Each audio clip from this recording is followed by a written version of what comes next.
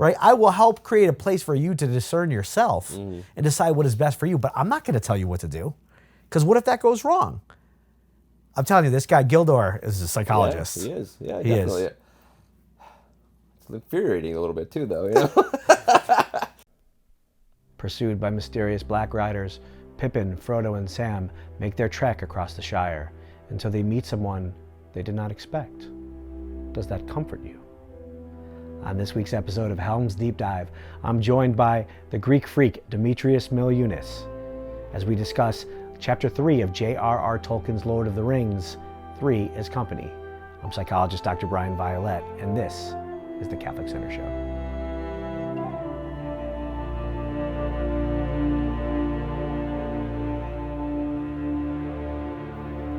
I'm wondering how much of our audience we will lose if I make a John Ritter joke at the start of this. About Three's Company? About Three's Company.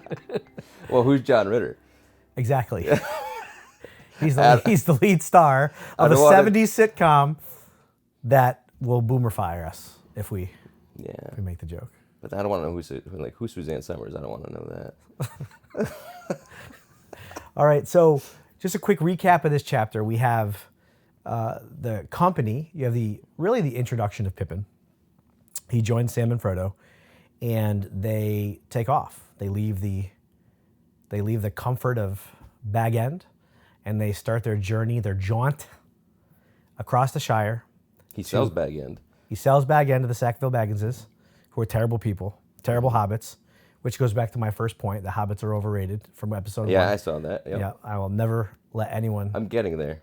You started to see I'm getting there. I am. Yeah. Yes. Yeah, I yes. really am. Yeah. Good. My influence is waxing. More so Frodo specifically, but I'll get there too. Well, book Frodo.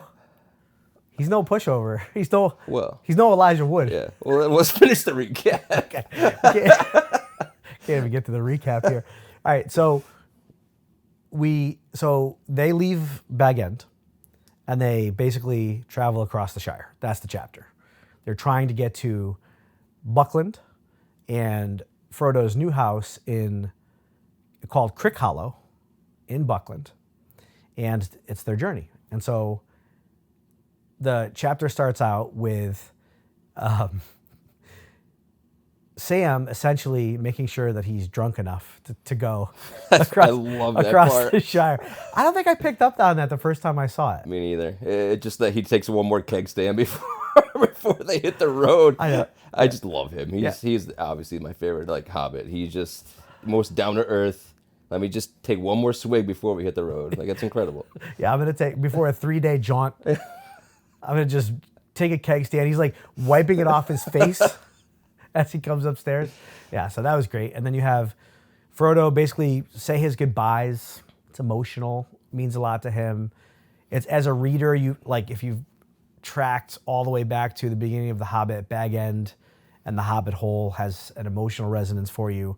So there's a bittersweetness to it. Which is funny because I never picked up on it again, but in chapter 2 he talks about how, he once wished, the Shire was attacked by a dragon or hit by an earthquake. Right. Where, he just wants terrible tragedies to strike the Shire. Right. And he's not so much anymore. So something's changed. I don't know if it was Bilbo leaving or where he started to realize, the Shire is home. But he, up until the last 13, 14 years, he kind of didn't really care for the Shire, I feel like. It's something grew later on as he was getting closer to leaving. It's interesting.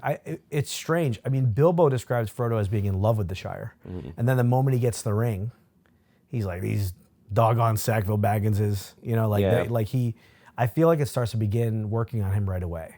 And then it was weird. It was in the last chapter. We didn't comment on this, but do you remember it said how he was getting towards the end of close to when he was going to leave? He used to just have dreams about mountains in his dreams, and it started to stir up in him this desire to leave. I don't know if it was just following Bilbo and the loss of his father figure, or it was more I don't like it here and I got to get out of here. Well, I think something I didn't pick up on previous times too is he realizes from the very beginning he's not coming back. It's a one-way trip. And so Yes. I never realized that. Before he even left the Shire, he's Bilbo was there and back again. I don't think, he's I go to lose a treasure and probably not come back. Right. Which is insane. And Right. the fact that he's still I have to go. Right. And Gildor, later on in the chapter, which I'm very excited about, he alludes to this. He's like, you don't believe that you can do what you're about to do, and you're headed into darkness, and you don't believe you can do it. So, yeah, I mean, it was a bittersweet moment of him saying bye to Bag End, and he kind of stops a few times and looks back. What I thought was interesting too was like the providence of it all. Like, imagine if Gandalf had come back in time. Yeah. They couldn't be furtively sneaking around, going tree to tree, bush to bush with Gandalf. Right. Like, there'd be a plan. They'd be caught. Like, it'd have to come out to it'd come down to like a battle. Probably. Yeah, it probably would. Yeah. Like right off the. I mean, the thing is I think it shows like how incapable they are of doing it on their own. Like they need some sort of guidance. Yes. Even later on, when it's just Sam and Frodo, that's like going way ahead. But it's kind of shows like the hobbits. They are stout fellows, but they really can't travel on their own. There has been no instance where a hobbit goes on his own to to adventure. It's like the point of the whole book that self-sufficiency doesn't work. Yeah. Right. Yeah. So, I mean, I'm thinking of Weathertop later on, which we'll get to, where Gandalf like fends off 3 Nazgul by himself. Aragorn. No, Gandalf. So this is where I want to get into it too. Is like the movies and the books have like completely mixed your mind up so much where I don't know what's book and what's movie anymore. Yes. So this is my 4th time reading it. Yes. And once again, like it's just like I forget. Like I had no idea Pippin was at the very beginning of the the journey. He was right there from the start. And Mary was not even there. Yeah, not even there. Didn't show up until the end of chapter 4 almost. So it's. One might say this is an unexpected journey for you. It is. It really is. I'm once again like kind of just like unraveling what is what. So it's, See, like, I have the movie stuck in my head. Where it's Aragorn on Weathertop. So that does happen. That moment on Weathertop happens. But if you were, I mean, we'll get to this in future episodes. But the hobbits and Aragorn, when they make their way up to Weathertop, they find a rock that is burned with the elven symbol for G. Gandalf indicating that he was there. Right. So the way the timeline worked up is he got there first, and he tried to lead 3 Nazgul away. And he was just like dropping fireballs all over Nazgul, but it was 3 of them, and he said he was hard put to the test. Gotcha. So say in the Shire, like obviously Gandalf is really powerful. He could have fended off a Black Rider, but eventually it becomes like an open travel. And so it's him against 9. And so he loses that. So the fact that he was gone was really, really good. Yeah. And then you see Providence a couple times where, like right at the beginning, where Frodo's just walking down, and he sees the old gaffer, a fan favorite, who's not scared of a Nazgul at all. Yeah. Tells him to keep going. Hit the road. It's like it's none of your business where Frodo Baggins is. Like just straight Hobbit common sense. Like hit the road. He thought that Sam had left with Frodo earlier in the day. So had he not made that mistake, he might be like, yeah, they're right up the road. Yep. If you need them. Yep. And then, of course, later, which we'll get to later on, the providence of the elves happen to be traveling through right as that terrifying moment. Terrifying. Like snuffling and crawling through them to the brush. Yeah. So it's you're right. There is a lot of providence, but the Black Riders right off the bat, like just chapter 3, they're not even still in the Shire, and they're immediately threatened by, some of the darkest figures in these books. Yes. Talk about just in time. Yeah. Like if you left an hour later. Yeah. The whole story might be over. Yeah. So then eventually, Sam meets up with them and they travel across the Shire, and it's this. I think in some ways, you see in this chapter why a lot of people don't want to read this book. Yeah, he's very descriptive of the environment, and like for me, I can go for a while, but I only have so much emotional space for imagination to track what he's saying. And so I've read the books a few times. At this point, I just want to listen to him audiobook style and just let him paint a picture of the landscape for me if I can, because I fade in and out during those moments. Agreed. I did realize, again, this time, like, I do appreciate that, like, description of the landscape, especially because, you know, the terrain's gonna change very quickly. You know, it's the Shire is this lush, beautiful land, and then, you know, until they get to Rivendell, they're really not gonna see much of that again. You know, so it's kind of nice to hear, you know, all the greenery, all, you know, the forest, and it's Sure. I appreciated that. Where I get caught up, like where I get a little faded in now is like the songs, and there's so Elbereth, Gilthoniel. that is a great one. But you know, Yes. you hear the one that, you know, one of Bilbo's old songs. It's easier in audiobook, I think. Yes. But it's also that kind of drown out a little bit. What is the Frodo one's The Road Goes Ever On? It's that one? Mm-hmm. And Yes. there's another one. They have the walking song. Yeah, the one he wasn't sure if that was Bilbo's or not, I think. He Like just doesn't know where he made it up, he thinks. I might have, or I might not have, yeah. Yeah. I mean, but it says something about how gifted Tolkien is. He can write this and then just write a poem out of nowhere. Right. It's impressive. But once you've heard it, like all of them, the first time I heard them or read them, I was really amazed. Mm-hmm. But after a couple read-throughs, you're like, all right, bro. Yeah, you appreciate how descriptive he is. But Can I fast forward on this track? Right, exactly. I'm ready for the next track. Yeah, for sure.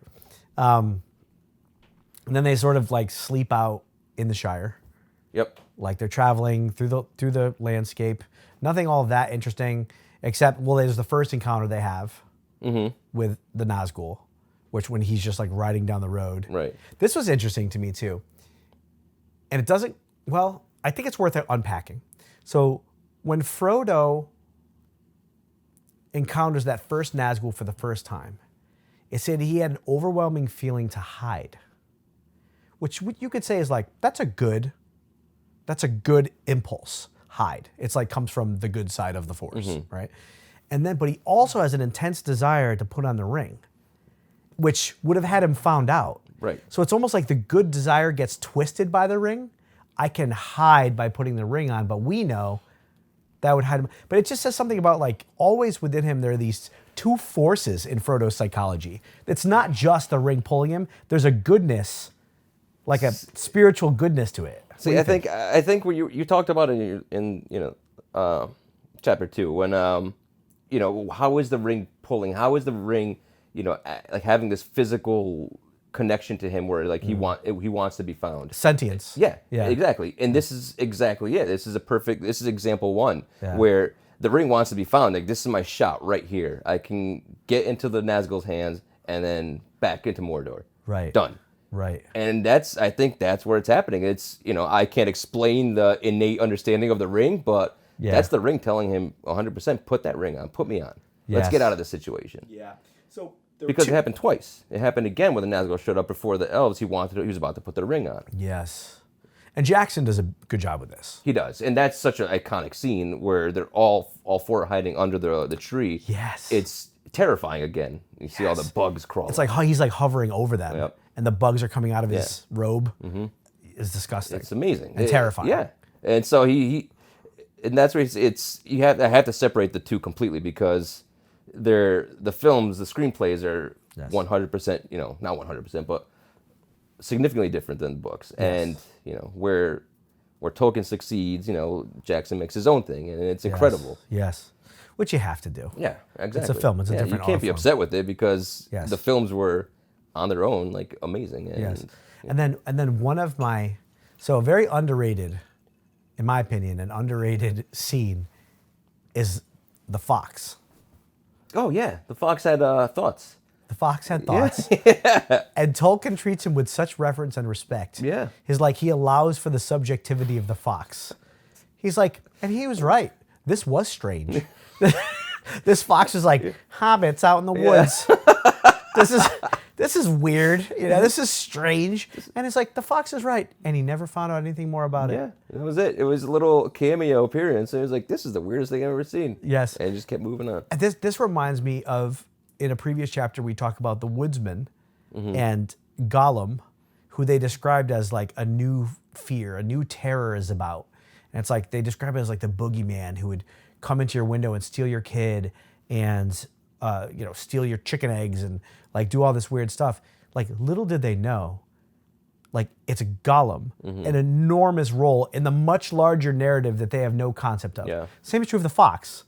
Like, but both are right. Yeah. They're like, oh, it's a terror. You don't know how terrifying Gollum is. Like, this is strange, Fox. You have no idea how strange this actually is. But they're right. It's just like the Hobbits back in chapter 1 with Bilbo's age and wealth. It don't have to be paid for. Like, it's unnatural. Right. Something Well, bad will gossiping, come in. of course. So they're like right in the nugget of truth, but they don't really see. It's like 3 consecutive chapters now where an observer that's not part of the main narrative knows something strange is going on, but they have no idea of like the huge How concept. right they are, yeah. Yeah. Right, yeah. Well, so, I'm going to get into Frodo real quick. Okay. So, does Frodo have a job? He never really works, right? No. What does he do? What is he, an academic? Like, what would you describe what Frodo does with his time? He doesn't even garden. He doesn't know, exactly. He hires He's a gardener. an aristocrat. Yes. He's got a gardener. He's feeding off his cousin's wealth, whatever.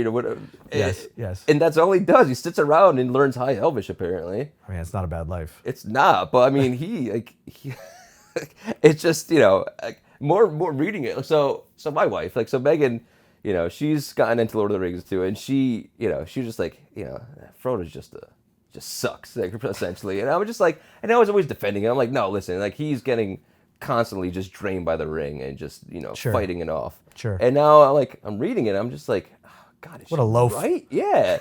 See, he's freeloading, and now he's like bossing Sam around. He's like, is breakfast ready? Is the water hot? Like I need to take my bath. Listen, I'm glad you brought that up because I want to talk about Hobbit dynamics. Yeah. Because this is the first time you see them all together. Yeah. And I don't want to bury the lead because I want to talk about this more later, but maybe I'll just refer back to this moment later when I'm talking about it, when we talk about best supporting actor of the chapter. Yeah. I'll just get into it. For me, it's Pippin. Me too. Yeah. He's the best supporting actor. Yeah. Because they come down the lane after leaving Bag End, and Frodo is just complaining. My pack is so heavy. Meanwhile, Sam has 300 pounds on his back. Right. Someone please take this back from me. And then Sam is all like super deferential. He's like, oh, sure, master. Like, I could take some more if I need to. And Pippin's like, no. Yeah. He's like, absolutely not. Like, he's like, Frodo's overweight. Yeah. He needs to lose some weight, go across the Shire, lose some weight. Like, he'll feel better when he starts walking. Like, you've taken your fair share. And then he like rebukes. He's not scared of Frodo. That's what I love. Sam's like kind of scared of Frodo, but Pippin is not scared of Frodo. And you see that later on when he's like, water. I'm right. Yeah, the water. He's like, go get some water. What are you doing? Yeah, did you guys get water? No. You go get it. Go get some water. Right. And then he's like, well, come with me. Like, it's just like, Jesus, just go on your own. Pippin doesn't know that Frodo's like the leader. Right. He's just like, he's his cousin. He's like, whatever, dude. Right. Like, carry your own bag and get water for us, you lazy, And he knows he's an aristocrat. But, it's interesting. Pippin rebukes Frodo, and Frodo realizes it and actually kind of expresses remorse. And he's like, the next time we stop, I'll make sure that you have your fair share, Sam. I think you actually have enough. So, like, Pippin's really good for Frodo. Yeah. Like, Frodo's narcissism. Absolutely, His self-centeredness. Which is great, too, because, it's one of the big things, again, like, movie Pippin is... He's just a joke, He's just the comic relief constantly, and then you see this is one thing I remember. Like Merry and Pippin in the books are way more, have way more reverence for, not just the Shire but Middle Earth in general. Yes, and are intelligent and have thoughts and intelligence in reactions that are consistent with the rest of the characters. So it's nice to see early on Pippin's just like he's his own character. He's not just making jokes left and right. Yes, and just to foreshadow a little bit, it's kind of the point of the whole thing.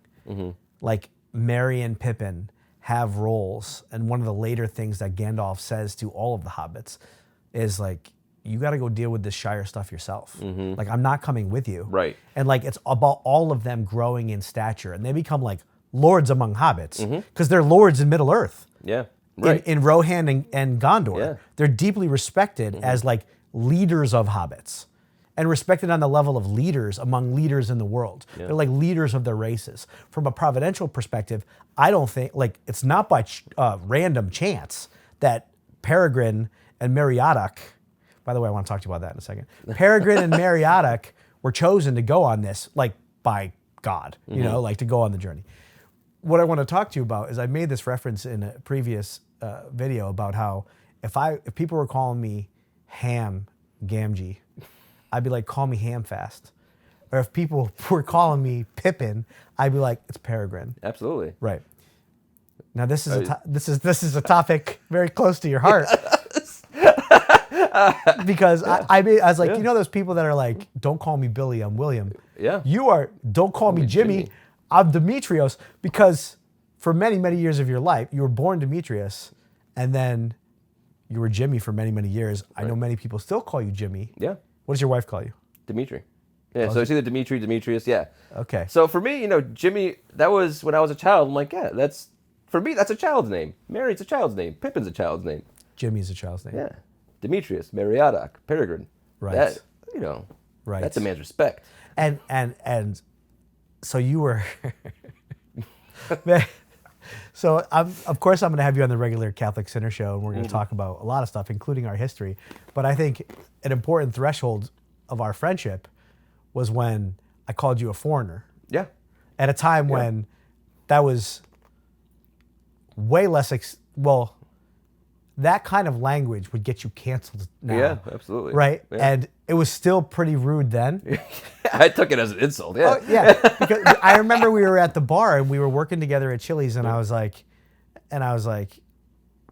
said something about you being a foreigner, and you're so mad. Wait a second. Like, I'm not a foreigner. I was born here, man. Right. As if there's something wrong with being a foreigner. Right, but, exactly. But I just made this assumption about you because you have that Greek olive skin. I had long hair back then, right. too. But this is why you went by Jimmy instead of Demetrius when you were a child, right? It was like a more of an American name. When you're in elementary school, you know, you don't want to be like teachers like butchering your name and like kids laughing. You know, you got Ted Sandyman ripping you a new one. Yeah, I wanted to blend in, so right. I went with Jimmy. And then like I think around college, I was just like, what am I doing here? Yes. Like, you know, that's not my name. It's not who I am. Yeah. So I switched it up. Right. So I would have a campaign to no longer call them Merry and Pippin. I'm in. Meriadoc and Peregrine. At least when I'm on, you know, that's at the very least. Fair. That's very fair. That's very fair.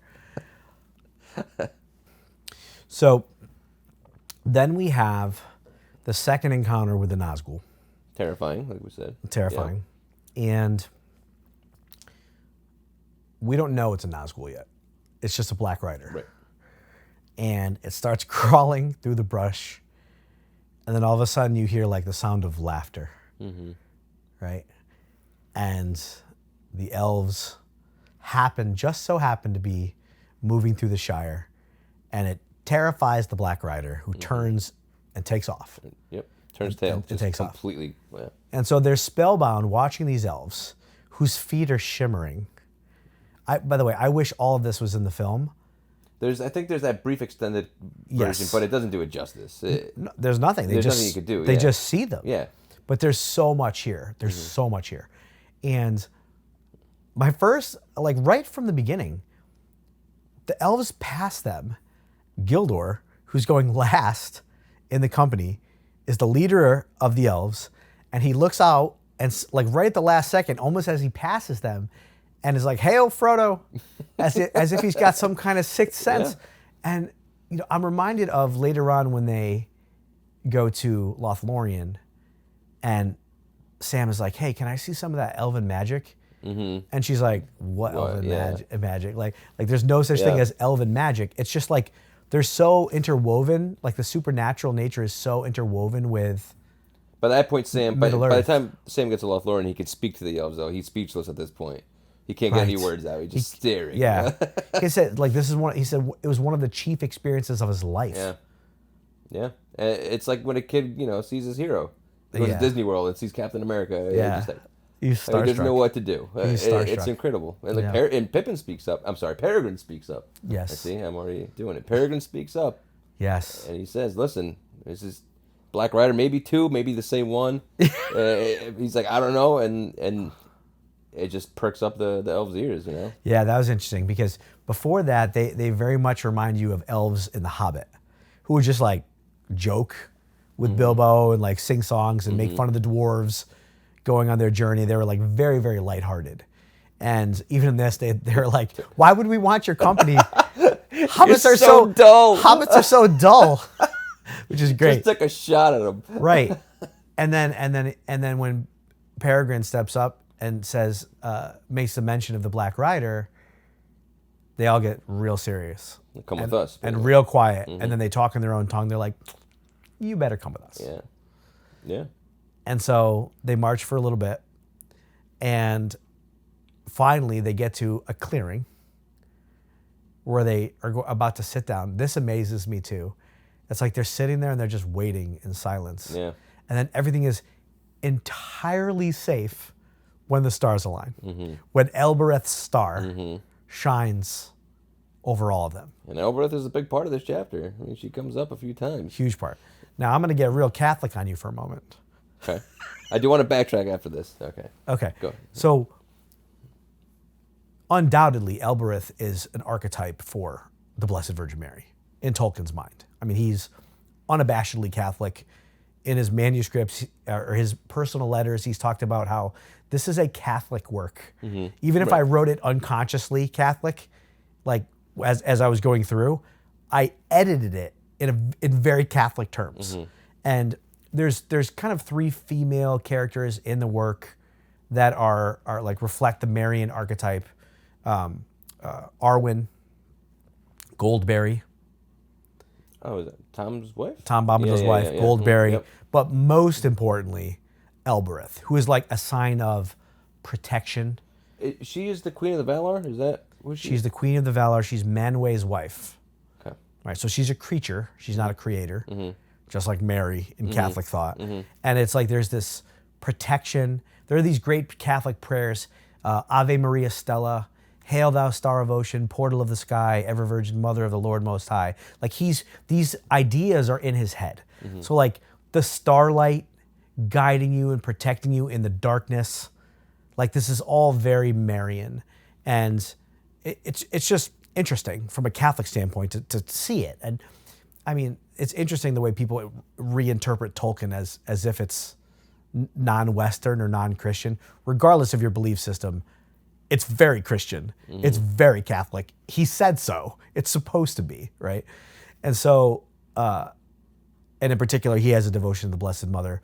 And it's just always interesting to me that she is this sign, this portent in the sky of protection for them all along the way. And later on, when the Nazgul is stabbed, the Nazgul is stabbed by Frodo in the foot atop Weathertop, and Aragorn says, yeah, you really hurt the Witch King of Angmar, more so by saying Elbereth Gilthaniel than the actual knife. Yeah. Like this is like that goodness that's always somehow guiding them, like amidst the terror and the darkness, and like always like gets them through the darkest moments. And again, it speaks to that providential dimension to this. And then, and also another piece. I don't mean to go on and on here, but no, go on, man. you get a break. They get a break. The characters get a break. We talk about how Tolkien does like intense breather. Yeah. And this is the first microcosm of that. It's like really terrifying. There's a Black Rider. Oh, how about some elven food? Yeah. And how necessary is that to just like have those like segments where you could just like relax as a reader too, just be like, all right, I don't have to worry for a few, a chapter at the very least, or half a chapter. Yes. And just in the way he describes that, like that, it was almost like a palace, a palace of like forest, it's the way, I forgot what was it, I forgot how he described it, but it was so beautiful. On top of the grassy knoll there? Yeah, where it opens up into like a great, like... Yeah, it's beautiful. Yeah, obviously I'm butchering it, but it's the way when he describes it, it's incredible. It's hard to remember every part of the text. Yeah. But yeah, and then the elves are like, listen, if we were in Rivendell, you'd have a real feast here. But we have some poor fare for you. It's like the best food they've ever eaten. Yep. They bring out like silverware. They have plates. It's like some meal on the lawn. Like they have like a full kitchen. Somehow they're traveling with a full kitchen on the road. So if they're going to dine, they're going to dine in style, even if they're far away from home. It's incredible. So just quickly backtracking to when Gildor originally says, "Hail Frodo." They have a little bit of chat. I think they talk about the Black Rider, and then Frodo's like, wait, how do you know my name? Yes. And then Gildor says, he's like, I know you through Bilbo. We watch Bilbo and see you with him. My thing is, why are they observing Bilbo? Why are they in his shadows? Because they saw him, but you can never see them. So is this something to do with? They don't know what's the Ring of Power, obviously. But why are they keeping tabs on Bilbo? Yeah, I mean, Bilbo's an elf friend. He is. Okay. I mean, he has been to Rivendell. That is part of the original. He's a quote jewel among hobbits. Right. Right. Like he's the first jewel among hobbits. He is renowned as Bilbo you find out later on he's like the Bilbo the storyteller, the poet. Aragorn's like if you have the cheek to talk about Beren and Luthien in the House of Elrond, like go ahead. And Bilbo doesn't care. Like Bilbo has such a reverence for the elves, and he's a unique figure. I think there is something special about him and his ability to connect with elves and dwarves and all kinds of people. So I think doesn't Gildor say? Because Frodo's like, have you seen Bilbo?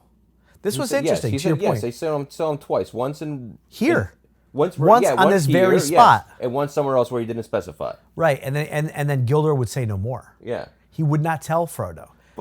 Which was interesting too. Why wouldn't you just say I saw him in Rivendell? He doesn't give a lot, obviously, and they make point of that where the hobbits say there's just he just speaks not in riddles, but he just doesn't give any information as far as who the Black Riders are. Right. He's not very forthcoming. But no. Obviously, if he sees Frodo, it's going to be in the Shire because Frodo never leaves the Shire until this moment.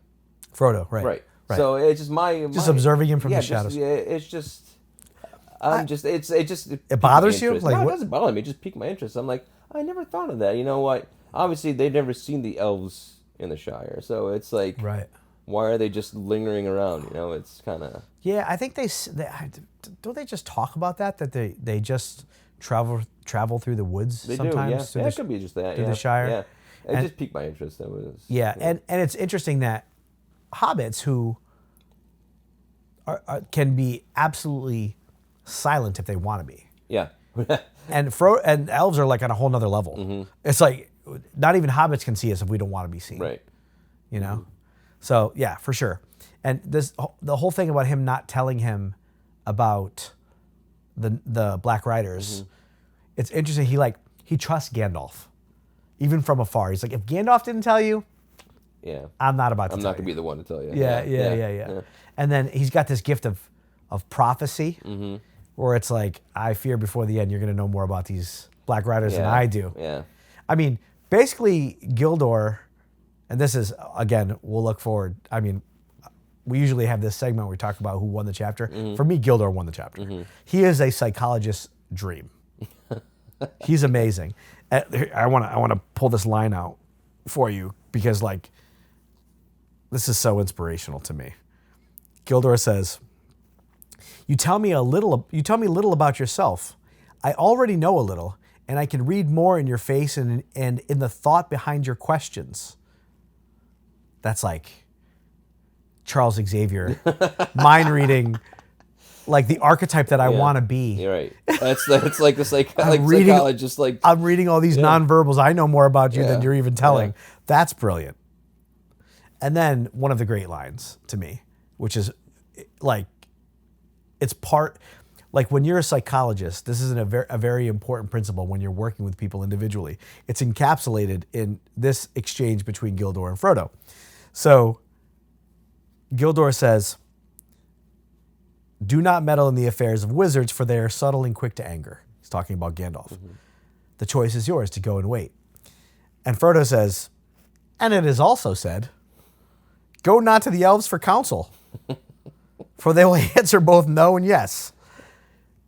Is it indeed, laughed Gildor. Elves seldom give unguarded advice, for advice is a dangerous gift, even from the wise to the wise, and all courses may run ill. When you're providing psychotherapy or you're providing mentorship, oftentimes people come to you and they're like, tell me what to do. Mm-hmm. And that's reflective of a particular personality style and defense system. And you never want to do that. Right. You never want to do that because Gildor's point. Because if I give you advice and it's terrible advice, who are you going to blame? Yeah. You're going to blame me, yeah. Right? I will help create a place for you to discern yourself and decide what is best for you, but I'm not going to tell you what to do because what if that goes wrong? I'm telling you, this guy Gildor is a psychologist. Yeah, he is. Yeah, he definitely. is. It's infuriating a little bit too, though. You know? To me, there's 3 instances of Gildor being an excellent psychologist. The first is what he reads behind Frodo's thoughts and in his body language about what's going on. The second is not willing to give advice because it could go awry. And the third is when he says, the Shire is not yours. Yes, and that was incredible. Yeah. You can fence yourself in. You're in a wider world. You can fence yourself in, but you can't fence the world out forever. Right? And this is this major point that I was going back to in episode 1 about hobbits who are scared to go on adventure and take risks in their lives, so they hide themselves in the Shire.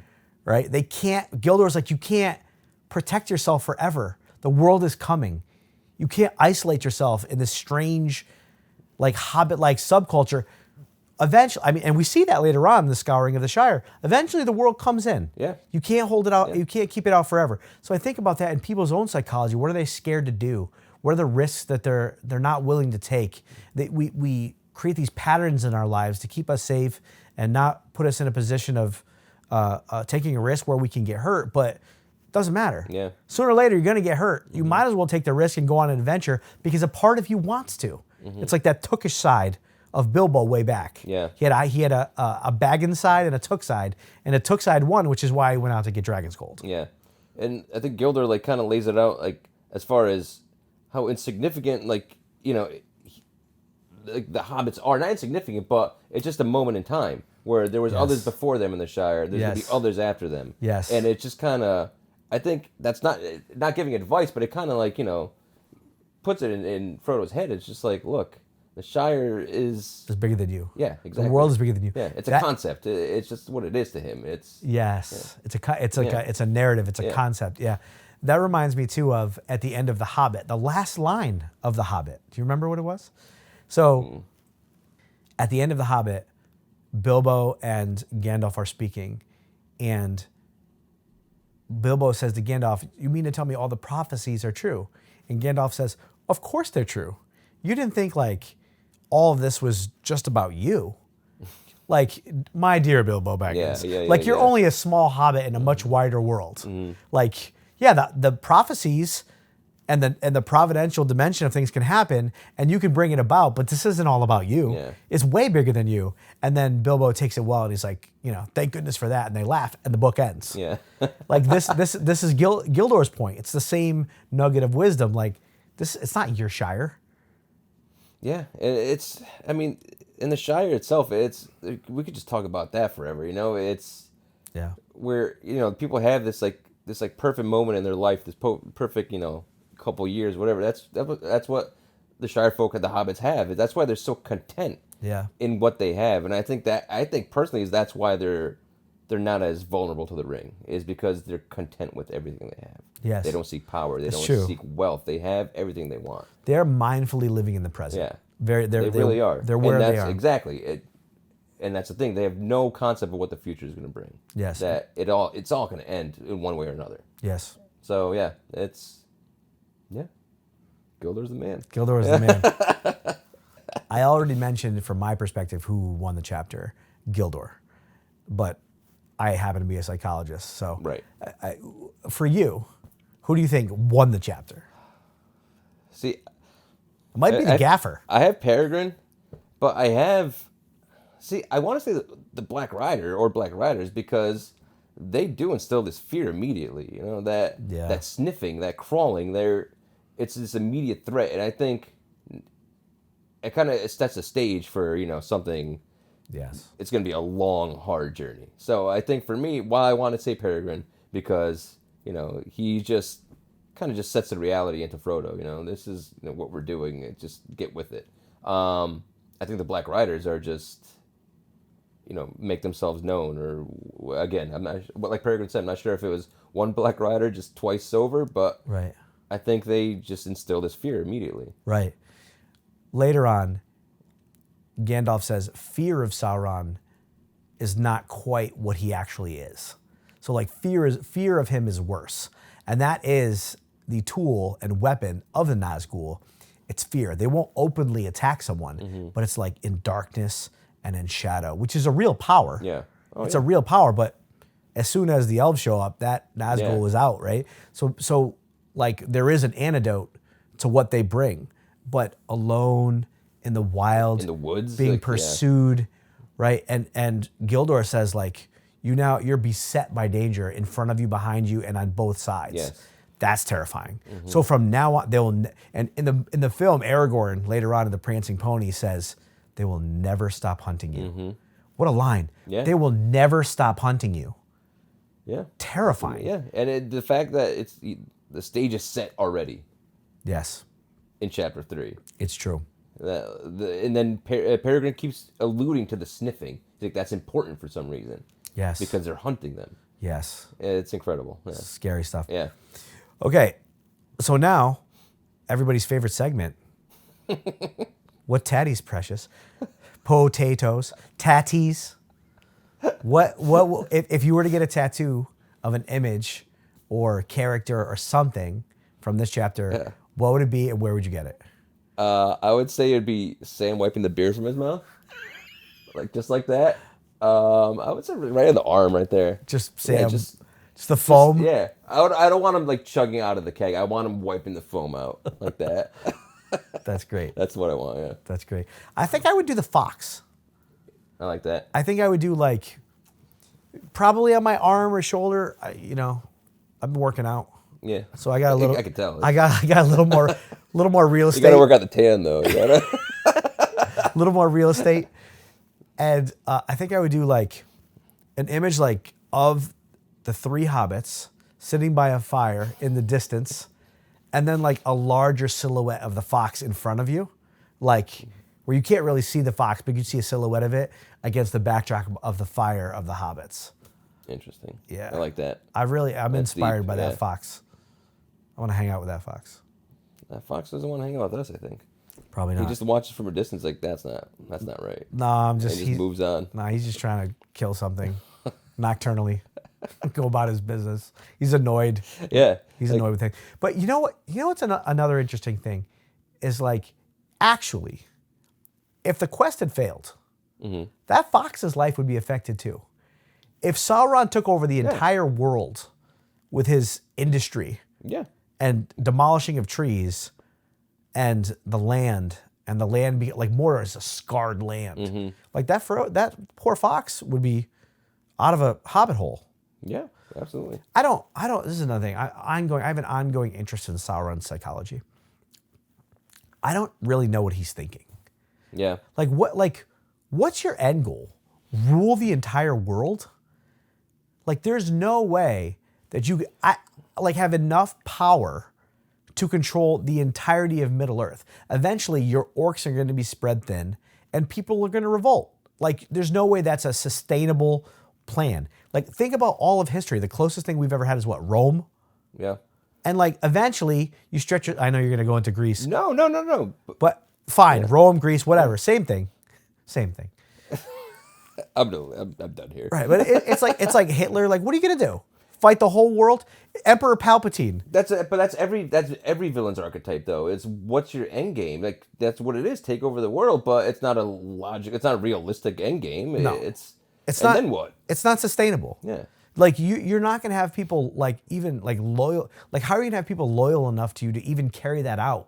Yeah. Such a program. Like maybe one circle, another ring, 3/4 circles of people that are terrified of you or in awe of you.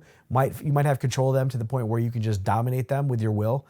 But all of Middle-earth? Yeah. Like no way. Yeah. Like the people will revolt like on some level and everyone will rise up. I mean, we see this with like corporations too. Like look at Amazon. Like what are you doing? What do you think you're doing? You keep buying everything up and it's gonna fall. They did give us the Rings of Power though. They did. Which is, I mean, I'll gladly talk about that for another hour. I mean, we'll do Rivendell, we'll do Rivendell reactions of that after this. Yeah. Well, this has been great. Chapter 3 in the books. We'll have you back in a few more chapters. You'll be chapter 6. Okay. I don't know what that is. Yeah. All right. Great having you and happy to be here. Yeah. And then I mean, there's only 2 of us, but we get one more. 3's company. And on that note.